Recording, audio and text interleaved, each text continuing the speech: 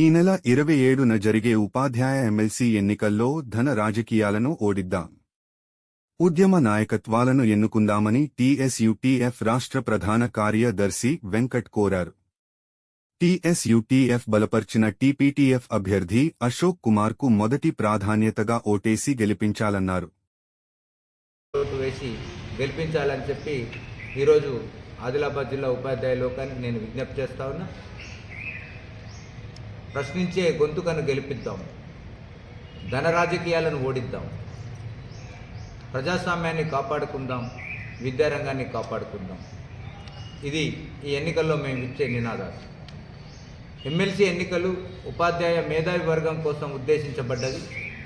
అలాంటి ఎమ్మెల్సీ పదవులను కేవలం తమ రియల్ ఎస్టేట్ వ్యాపారాలను కాపాడుకోవడానికి లేదా తమ కార్పొరేట్ పాఠశాల విద్యారంగాన్ని కాపాడుకోవడానికి పూనుకున్న అభ్యర్థులు ఇవాళ పోటీలోకి వస్తూ ఉన్నారు. అట్లాంటి వాళ్లకు ఓటేసి గెలిపించుకోవడం ద్వారా మన విద్యారంగాన్ని, మన ఉపాధ్యాయ హక్కుల్ని మనమే కాలరాసుకున్న వాళ్ళు అవుతాం. కాబట్టి ఉపాధ్యాయ లోకం చాలా విఘ్నతతో ఆలోచించి ఒక ప్రశ్నించే గొంతుక తెలంగాణ ఉద్యమ కాలంలో ప్రొఫెసర్ కోదండరాంతో కలిసి ఉద్యమాన్ని నిర్వహించిన ఒక గొప్ప దార్శనికుడు, విద్యావేత్త, సీనియర్ 35 సంవత్సరాల పాటు ఉపాధ్యాయ ఉద్యమం కోసం పనిచేసిన అశోక్ కుమార్ని గెలిపించాలని, నల్గొండ కాన్స్టిట్యున్సీలో ఇప్పటివరకు పనిచేసిన ఎమ్మెల్సీ నర్సిరెడ్డి గారు అక్కడ పోటీ చేస్తున్నారు. అక్కడ టీపీటీఎఫ్ మాకు మద్దతు ఇస్తోంది.